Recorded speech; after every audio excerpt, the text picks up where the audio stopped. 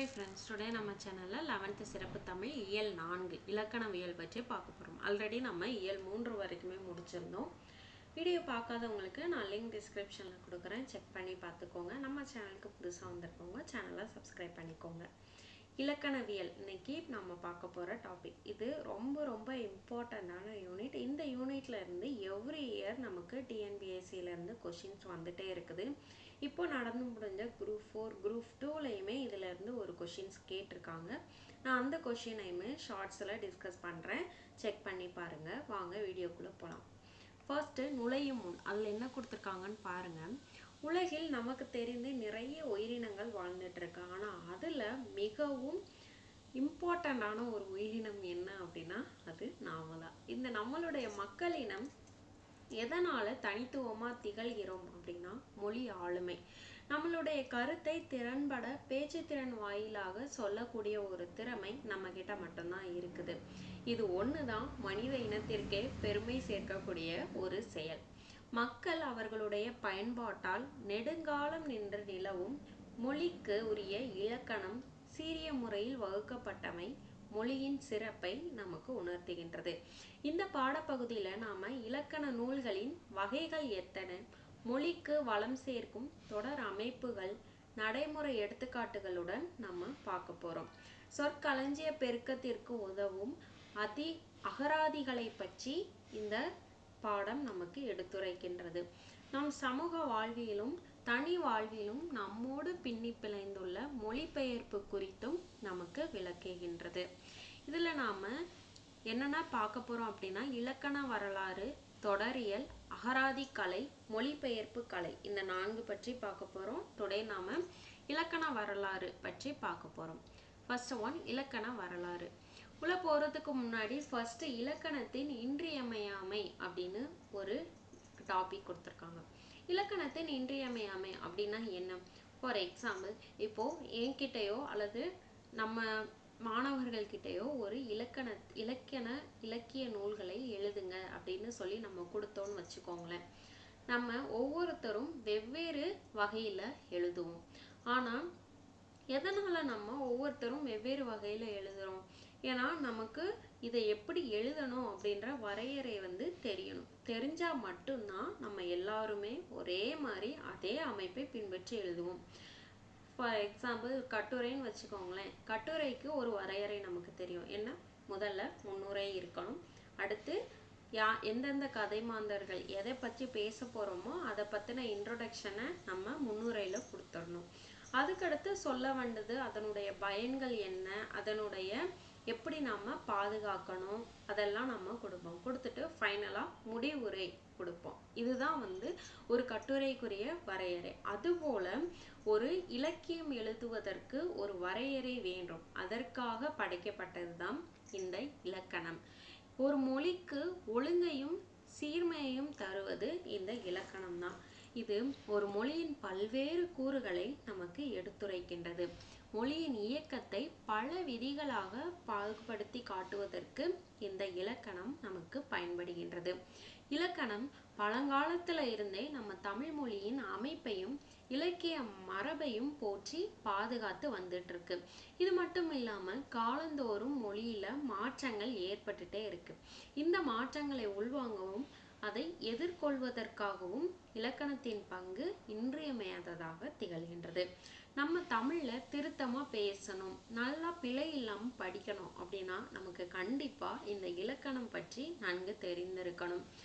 நல்ல இலக்கண அறிவு இருந்தா மட்டும்தான் பல்வேறு இலக்கியங்களில் கூறக்கூடிய நுட்பமான கருத்துக்களையும் நம்மால் உணர்ந்து அதை சுவைக்க முடியும். இதனால இலக்கணம் என்பது ஒரு மொழியின் கண் அப்படின்னு சொல்றாங்க. இலக்கண நூல்களின் தோற்றம் பற்றி பார்க்கலாம். இந்த இலக்கண நூல்கள் எப்படி தோன்றியிருக்கும்?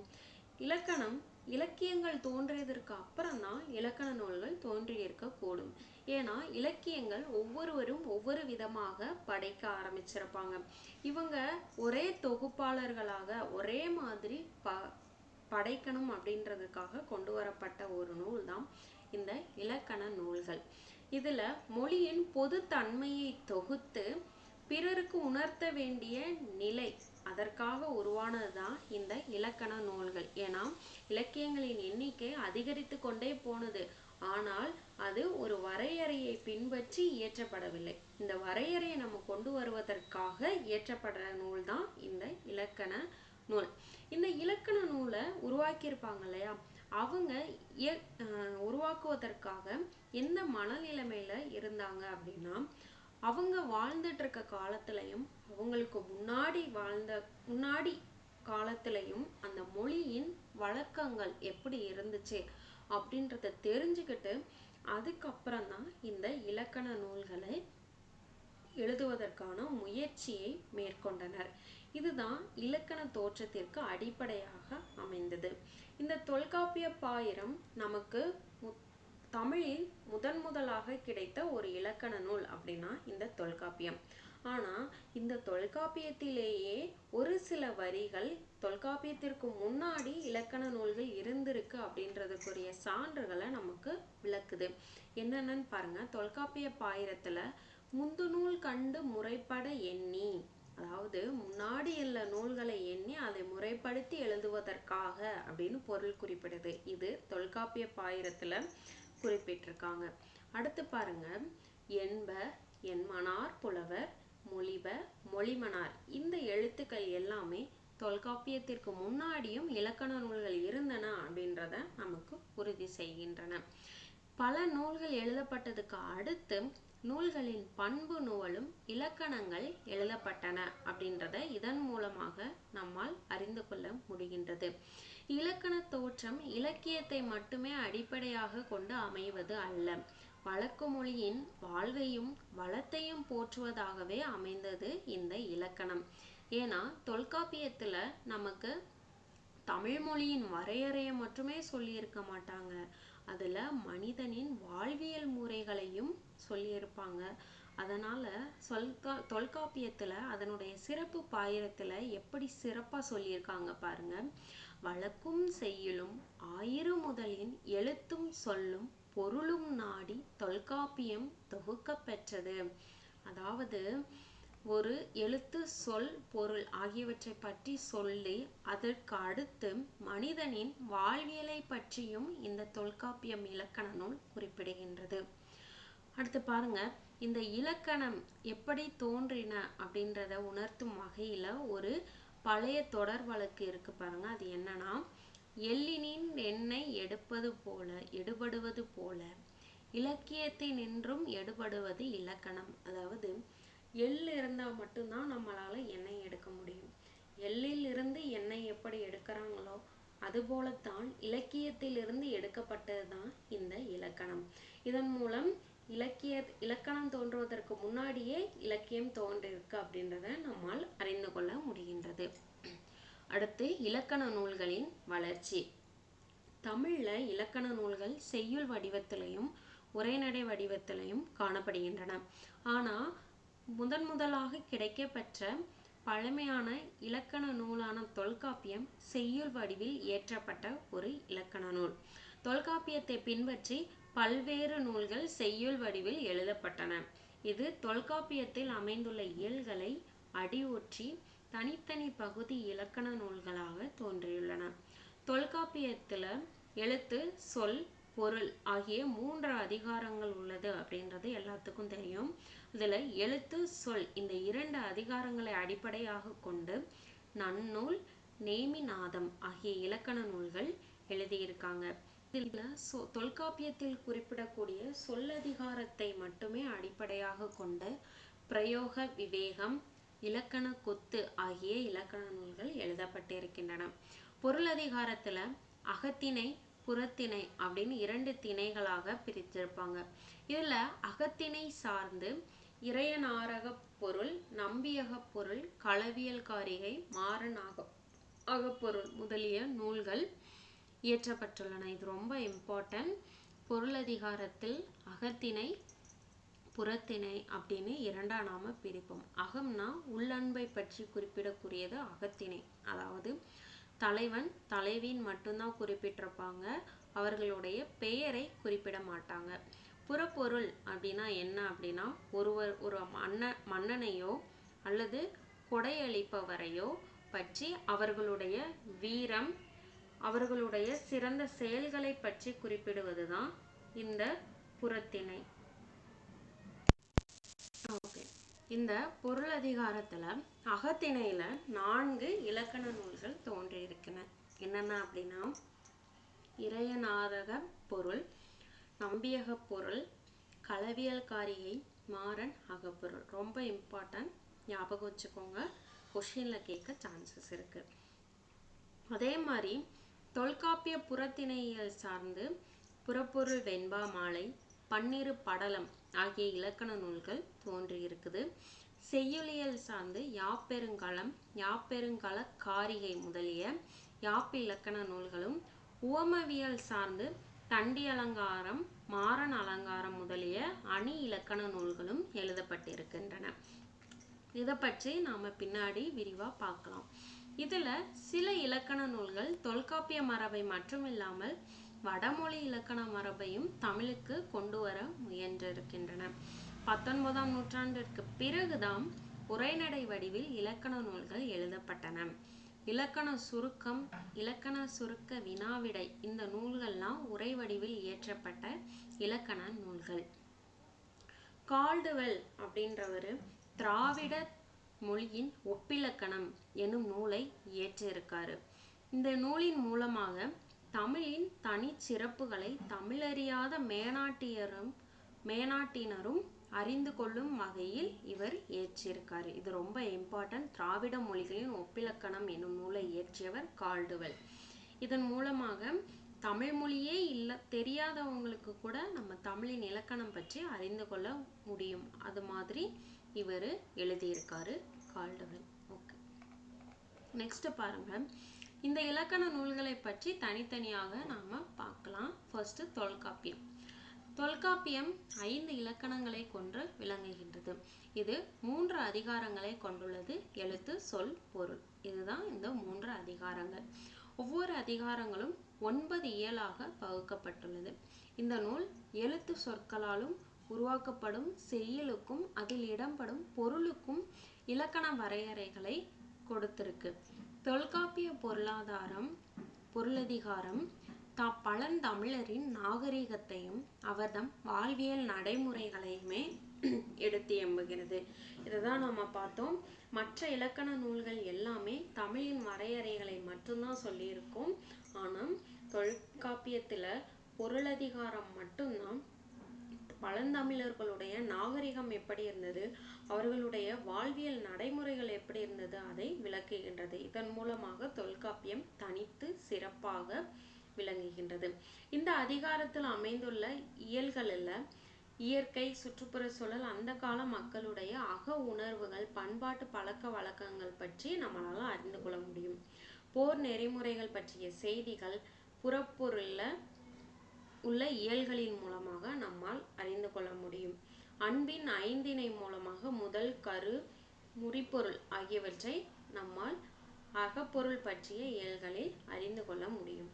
இந்த நூலுக்கு உரை எழுதியவர்கள் யார் அப்படின்னா, இளம்பூரணர், சேனாவரையர், நச்சினார்க்கினியர், பேராசிரியர். இளம்பூரணர், சேராவரணர், நச்சினார்க்கினியர், பேராசிரியர். இவங்க எல்லாருமே தொல்காப்பியத்திற்கு உரை எழுதியவர்கள்.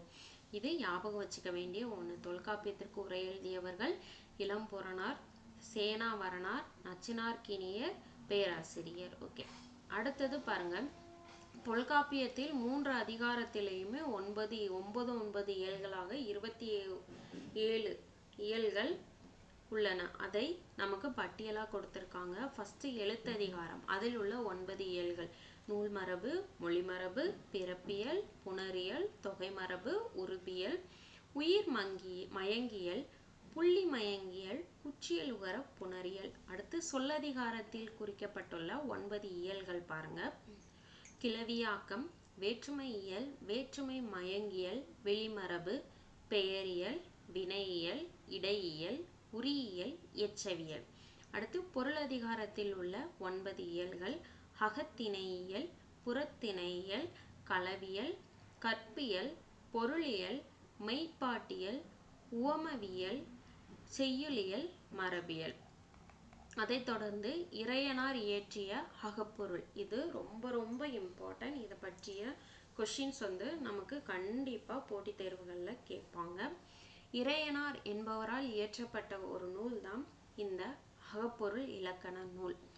இது அகப்பொருள் சார்ந்த குறிப்புகளை கொடுக்குது.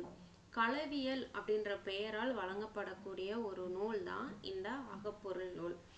இறையனார் அகப்பொருளில் அகம் அப்படின்ற சொல்லை களவு கற்பு அப்படின்னு இரண்டா பிரிக்கிறாரு. இந்நூலுக்கான மூலம் வந்து நமக்கு கிடைக்கல, இருந்தாலும் நூலுக்குரிய முழுமையான உரைப்பகுதி நமக்கு கிடைச்சிருக்கு. தமிழில் முதலாக தோன்றிய ஒரு உரை நூல் எது அப்படின்னா இறையனாரக பொருள் உரை. இதுதான் தமிழில் முதலாக தோன்றிய உரை நூல். ஓகேவா? முதலாக தோன்றிய இலக்கண நூல்னா தொல்காப்பியம். தமிழில் முதலாக தோன்றிய உரை நூல் அப்படின்னா இறையனார் இயற்றிய அகப்பொருள் நூல். இது ரொம்ப இம்பார்ட்டன்ட். அடுத்து பாருங்க, புறப்பொருள் வெண்பா மாலை. இதுல புறப்பொருளை பற்றி வெண்பா அணியில குறிப்பிட்டிருப்பாங்க. அதனால இந்த நூலை புறப்பொருள் வெண்பா மாலை அப்படின்னு நாம சொல்றோம். இதுல புறப்பொருளுக்குரிய இலக்கணத்தையும் இலக்கியத்தையும் கொண்டுள்ளது இந்த நூல். இதை இயற்றியவர் ஐயனாரிதனார் இயற்றியிருக்காரு. போர் பற்றிய செய்திகளை இந்த நூல் மூலம் நம்மால் அறிஞ்சிக்க முடியும். இதுல 12 திணைகள் பற்றி குறிப்பிட்டிருப்பாங்க. வெற்றி, கரந்தை திணை, வஞ்சி திணை, காஞ்சி திணை, நொச்சி திணை, ஒழுங்கை திணை, தும்பை திணை, வாகை திணை, பாடான் திணை, பொதுவியல் திணை, கைக்கிளை, பெருந்திணை ஆகிய 12 திணைகளின் இலக்கணத்தை மட்டுமில்லாமல் துறை வகையோடு இந்த புறப்பொருள் வெண்பா மாலை நமக்கு விளக்குகின்றது. இதுல பாருங்க, பாக்ஸில் என்ன கொடுத்துருக்காங்கன்னு, தொல்காப்பியம் புறத்திணைகளின் எண்ணிக்கையை 7 அப்படின்னு குறிப்பிடுது. ஆனால் புறப்பொருள் வெண்பா மாலை 12 அப்படின்னு குறிப்பிடுது. இது ரொம்ப இம்பார்ட்டன்ட். இதுதான் தொல்காப்பியத்திற்கும் புறப்பொருள் வெண்பா மாலைக்கும் உள்ள டிஃபரன்ஸ். தொல்காப்பியம் புறத்திணையை 7 குறிப்பிடுது, வெண்பா மாலை 12 குறிப்பிடுது. இதன் அடிப்படையில் தான் புறநானூற்றுக்கு திணை துறை வழங்கப்பட்டுள்ளது. இது ரொம்ப இம்பார்ட்டன்ட். புறநானூற்றுக்கு திணைத்துறை எதன் அடிப்படையில் வழங்கப்பட்டுள்ளது அப்படின்னா இந்த புறப்பொருள் வெண்பா மாலையின் அடிப்படையில். தொல்காப்பியத்திற்கும் புறப்பொருள் வெண்பா மாலைக்கும் இடையே உள்ள வேறுபாடு என்ன அப்படின்னா, தொல்காப்பியத்துல புறத்திணைகளின் எண்ணிக்கை 7ன்னு குறிப்பிட்டிருப்பாங்க, புறப்பொருள் வெண்பா மாலையில 12 அப்படின்னு குறிப்பிட்டிருக்காங்க. அடுத்து யாப்பெருங்கலக்காரிகை. இது ரொம்ப ரொம்ப இம்பார்ட்டன்ட். இந்த யாப்பிலக்கணம் தான் கற்பவர்களுக்கு உறுதுணையாக அமையக்கூடிய ஒன்று. காரிகை அப்படின்றதற்கு பெண் அப்படின்ற இன்னொரு பொருளும் இருக்கு. இந்த நூலை அமிர்த சாகரர் அப்படின்றவர் இயற்றியிருக்காரு. இந்த நூல்ல 3 இயல்கள் இருக்குது: உறுப்பியல், செய்யுளியல், ஒலிபியல். இதுல காரிகை கற்று கவி பாடுவதினும் பேரிகை கொட்டி பிழைப்பது மேல். இது என்ன அப்படின்னா, இந்த யாப்பெருங்கலங்காரிகையை படித்து கவி இயற்றுவது ஒரு கடினமான செயல் அப்படின்றத இந்த கூற்று வந்து சொல்லியிருக்குது. இந்த கூற்று தான் நமக்கு வந்து கொஷின்ல கேட்டிருந்தாங்க குரூப் 4ல. அந்த கொஷின் நான் டிஸ்கஸ் பண்றேன். ஓகே, கீழே பார்த்துட்டு மேலே இந்த டேபிள் பார்க்கலாம். இதன் மூலமாக இந்த யாப்பெருங்கலக்காரிகையின் பெருமையையும் அது படிப்பதற்குரிய கடினத்தையும் நம்மளால அறிஞ்சிக்க முடியும். இந்த நூலுடைய ஆசிரியர் தான் யாப்பெருங்கலம் அப்படின்ற இன்னொரு இலக்கண நூலையும் எழுதியிருக்காங்க. இந்த நூலுக்கு உரை எழுதியவர் குணசாகரர். ஓகே, யாப்பெருங்கலங்காரிகையை இயற்றிய ஆசிரியர் யாரு? அமிர்த சாகரர். யாப்பெருங்கலத்தையும் இவர் தான் இயற்றியிருக்காரு. இந்த யாப்பெருங்கலம் என்னும் இலக்கண நூலுக்கு உரை எழுதியவர் குணசாகரர். இது ரொம்ப ரொம்ப இம்பார்ட்டன்ட், நோட் பண்ணிக்கோங்க. அடுத்து வீர சோழியம். தொல்காப்பியத்திற்கு அடுத்து 5 இலக்கணத்தினால் அமைந்த ஒரு நூல் தான் இந்த வீர சோழியம். இந்த நூல் 5 அதிகாரத்தையும் 10 படலத்தையும் கொண்டுள்ளது. வீர சோழியம் என்னும் நூலின் ஆசிரியர் புத்தமித்திரர். இந்த நூல் வடமொழியில் தமிழ்மொழி ஆகிய இரண்டுக்கும் இலக்கணம் கூற முற்படுகின்றது. ஓகேவா? அந்த வீர சோழியம் ரொம்ப இம்பார்ட்டண்டான ஒன்று. இதில் என்னென்ன படிச்சுக்கணும் அப்படின்னா, தொல்காப்பியத்திற்கு அடுத்த 5 இலக்கண அமைப்பில் அமைந்த ஒரு நூல் தான் இந்த வீர சோழியம். இது 5 அதிகாரத்தையும் 10 படலத்தையும் கொண்டிருக்கு. இதனுடைய ஆசிரியர் புத்தமித்திரர். வடமொழி தமிழ்மொழி ஆகிய இரண்டுக்குமே இலக்கணம் கூறுவது இந்த வீர சோழியம் தான். அடுத்து தண்டி அலங்காரம். இது அணி இலக்கணம் பற்றி குறிப்பிடக்கூடியது. அணியை பற்றி குறிப்பிடக்கூடிய நூல்கள்ல முதன்மையான நூல் தான் இந்த தண்டி அலங்காரம். இது தண்டி அப்படின்றவரால் இயற்றப்பட்டது. இந்த தண்டி அலங்காரம் வடமொழியில் உள்ள காவிய தரிசனம் என்னும் நூலை தழுவி இந்த தண்டி அலங்காரம் இயற்றப்பட்டது. இதுவுமே கேட்டாங்க. வடமொழியில் உள்ள காவிய தரிசனம் என்னும் நூலை தழுவி இயற்றப்பட்ட நூல் எது அப்படின்னு கேட்டிருந்தாங்க. இப்போ குரூப் 2 கொஷின்ல இதுவும் நம்ம டிஸ்கஸ் பண்ணலாம். இதை தண்டி அலங்காரம் என்ற நூல் தான் வடமொழியில் உள்ள காவிய தரிசனம் என்னும் நூலை தழுவி இயற்றப்பட்டது. இந்த நூல்ல 3 இயல்கள் இருக்கு. என்னென்ன அப்படின்னா பொதுவணியியல், பொருளணியியல், சொல்லணியியல். அது மட்டும் இல்லாமல் 125 நூற்பாக்களையும் இந்த நூல் கொண்டுள்ளது. இந்த பொது வணியியல்ல செய்யுள் வகை அதனுடைய இலக்கணம் பற்றி சொல்லப்பட்டுள்ளது. அடுத்து பொருள் அணியியல்ல தன்மை அணி முதல் பாவிக வணி வரைக்கும் 35 அணிகளின் இலக்கணம் பற்றி குறிப்பிடப்பட்டுள்ளது. இந்த சொல் அணியியல்ல மடக்கின் வகைகள், அவற்றின் இலக்கணம், சித்திர கவிகளின் இலக்கணம், வலுவமைதி ஆகியவற்றை பற்றியும் சொல்லப்பட்டுள்ளது. இந்த பெருங்காப்பியத்தின் இலக்கணமும் இந்த நூல்ல குறிப்பிடப்பட்டுள்ளது. இந்த நூலுக்கு அடுத்து சந்திராலோகம், குவலாயனந்தம், மாரண அலங்காரம் ஆகிய அணி இலக்கண நூல்கள் தோன்றியுள்ளன. சந்திராலோகம், குவலாயனந்தம், மாரண அலங்காரம் ஆகிய அணி இலக்கண நூல்கள் தண்டி அலங்காரத்தை அடுத்து தோன்றிய நூல்கள். அடுத்து நேமிநாதம். நேமிநாதம் இந்த எழுத்துக்கும் சொல்லுக்கும் இலக்கணம் கூறுகின்ற மற்றொரு நூல் நேமிநாதம். இந்த நூல் தொல்காப்பியத்தில் கூறப்பட்டுள்ள எழுத்திணக்கத்தையும் சொல்லிலக்கணத்தையும் சுருக்கமாக குறிப்பிடுகின்றது. அதனால இந்த நேமிநாதத்துக்கு சின்னூல் அப்படின்ற இன்னொரு பெயரும் இருக்குது. வெண்பாவால் அமைந்த இந்த நேமிநாதத்தை கற்றதுக்கு அடுத்துதான் தொல்காப்பியத்தை கற்கும் முறை முன்னாடி இருந்திருக்கு. இதன் மூலமாக இந்த நேமிநாதத்தின் சிறப்பை நம்மால அறிந்து கொள்ள முடியுது. அடுத்து டேபிள்ல பாருங்க என்ன கொடுத்துருக்காங்கன்னு பாக்ஸ்ல. பழையன கழிதலும் புதியன புகுதலும். இது ரொம்ப இம்பார்ட்டன்ட். இது நமக்கு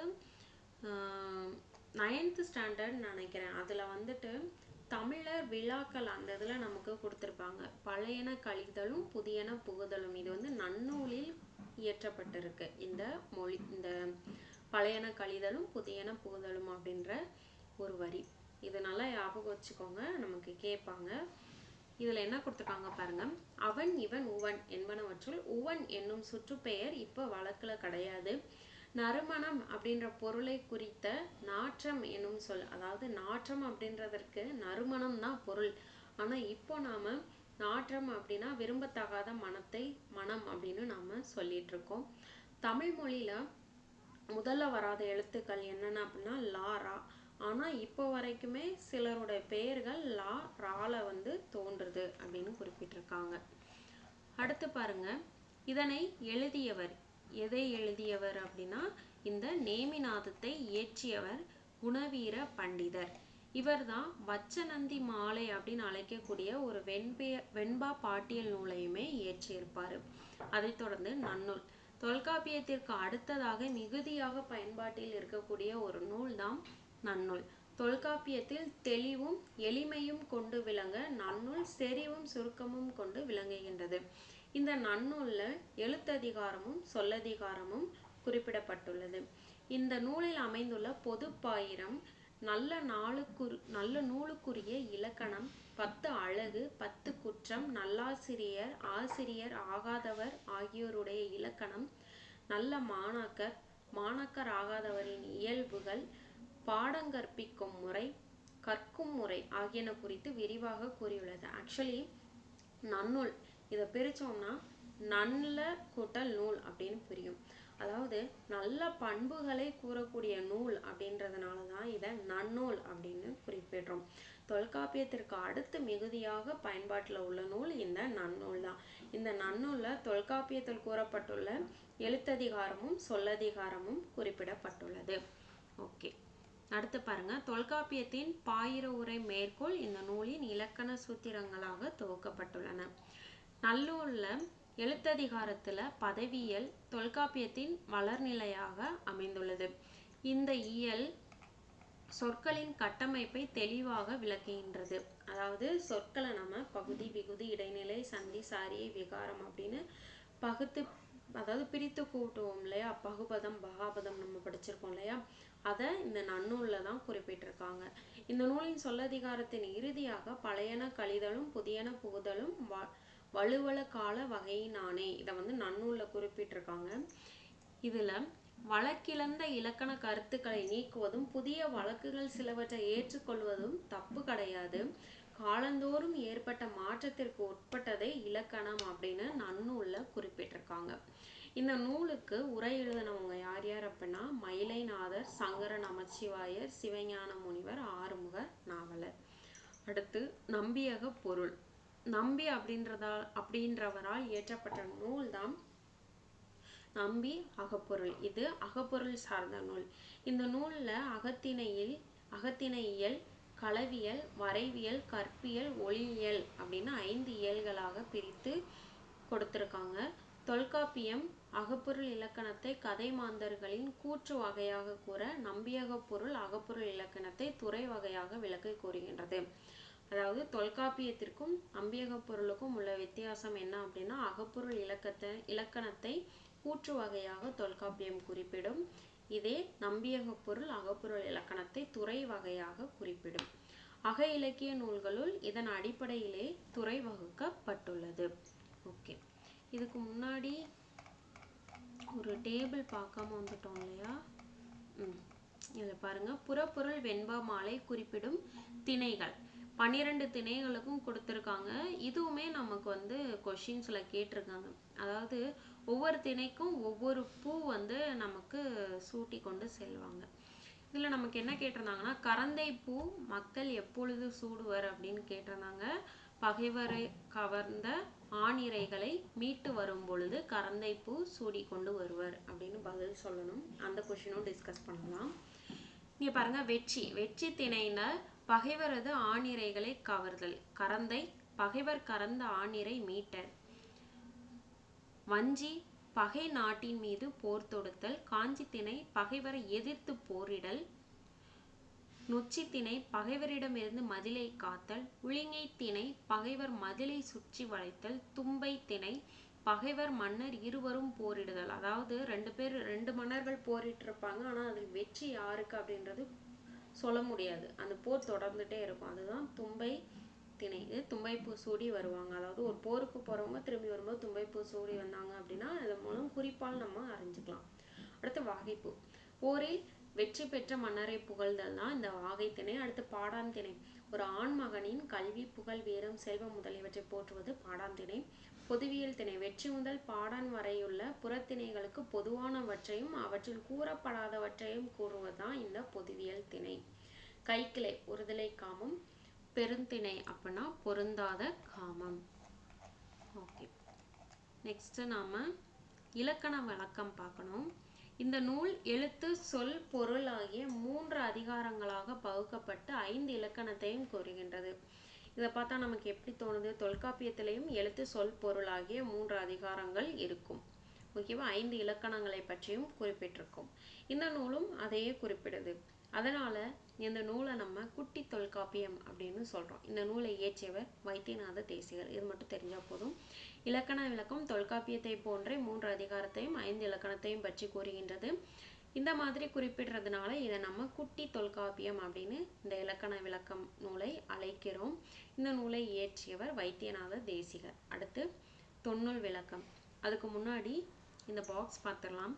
தமிழ் சொற்கள் அல்லது தொடர்களை இணைக்க என்னும் இடைச்சொல் வரும். ஆனால் ஆங்கில மொழியில் பயன்படுத்தப்படும் அண்ட் என்னும் சொல்லாட்சிக்கேற்ப மற்றும் என்னும் சொல்லை பயன்படுத்துகின்றனர். எடுத்துக்காட்டு, பேரறிஞர் அண்ணா தமிழ் மற்றும் ஆங்கிலத்தில் புலமை பெற்றவர். அதாவது நம்ம ஆங்கிலத்தில் அப்படின்றத 2 தொடரை இணைக்கிறதுக்காக பயன்படுத்துகிறோம். அதுக்கு இப்போ தமிழ்லையும் ஆங்கிலத்திலையும் எப்படி பயன்படுத்துகிறோம்னு கேளுங்க. அண்டு மற்றும் அப்படின்று உருமாற்றம் அடைந்திருக்கு. அதாவது அப்படின்ற சொல்ல விட்டுட்டு ஆங்கிலத்தில் அண்டுன்னு பயன்படுத்துகிறோம், தமிழில் மற்றும் பயன்படுத்துகிறோம். அது கூட எடுத்துக்காட்டு பாருங்க. பேரறிஞர் அண்ணா தமிழ் மற்றும் ஆங்கிலத்தில் புலமை பெற்றவர். இதை நம்ம பயன்படுத்தணும். பேரறிஞர் அண்ணா தமிழிலும் ஆங்கிலத்திலும் புலமை பெற்றவர் அப்படின்னு எழுதலாம் இல்லையா, அந்த விட்டுட்டு நம்ம காலத்திற்கு ஏற்ப மாற்றம் அடைஞ்சிருக்கோம் அப்படின்னு சொல்லியிருக்காங்க. இவ்வாறு கூறுவது ஆங்கில மொழியின் தாக்கம். இந்த தொடரை பேரறிஞர் அண்ணா தமிழிலும் ஆங்கிலத்திலும் புலமை பெற்றவர் என எழுதுவது ஏற்புடையது. ஓகேவா, ஆங்கிலத்துக்கு ஏற்ப நம்மளுடைய தமிழ் சொற்களையும் மாத்திட்டு வரோம் அப்படின்னு சொல்லியிருக்காங்க. அடுத்து பாருங்க, தொன்னூல் விளக்கம். இத்தாலி நாட்டை சேர்ந்த வீரமாமுனிவரால் எழுதப்பட்ட ஒரு இலக்கண நூல் தான் தொன்னூல் விளக்கம். இது ரொம்ப இம்பார்ட்டன்ட். தொன்னூல் விளக்கம் எனும் நூலை இயற்றியவர் இத்தாலி நாட்டை சேர்ந்த வீரமாமுனிவர். இந்த நூல் எழுத்து, சொல், பொருள், யாப்பு, அணி என்னும் 5 இலக்கணத்தை உடையது. இந்த நூலாசிரியர் அவருடைய நூலில் நன்னூல் கருத்துக்களை மட்டுமே பெரும்பான்மையாக எடுத்துள்ளார். இது ரொம்ப இம்பார்ட்டன்ட். தொன்னூல் விளக்கம் பற்றி அப்படின்னா, தொன்னூல் விளக்கம் இயற்றப்பட்டது யாரால்? இத்தாலி நாட்டை சேர்ந்த வீரமாமுனிவர். இந்த நூலில் நன்னூலில் குறிப்பிடப்பட்டுள்ள கருத்துக்களை தான் அதிகமாக பயன்படுத்தியிருக்காங்க. இந்த 2 தெரிஞ்சா போதும். அடுத்து பாருங்க, பாட்டியல் நூல்கள். சிற்றிலக்கியங்களில் அமைப்பு முதலானவற்றை விளக்க பாட்டியல் நூல்கள் தோன்றின. பாட்டியல் நூல்களுள் முதன்மையானதாக கருதப்படுவது பன்னிரு பாட்டியல். இதுல எழுத்தியல், சொல்லியல், இனவியல் ஆகிய 3 இயல்கள் அமைந்துள்ளது. பச்சனந்தி மாலை என்னும் வெண்பா பாட்டியல், நவநீத பாட்டியல், சிதம்பர பாட்டியல், இலக்கண விளக்க பாட்டியல் என்பன பாட்டியல் நூல்களுள் சில. அடுத்து மொழிவளம் காக்கும் இலக்கணங்கள். இப்போ உள்ள காலத்துல இலக்கண நூல்கள் செய்யுள் வடிவில் இடம்பெறவில்லை, உரைநடை வடிவில் தான் அதிகமா எழுதிட்டு இருக்காங்க.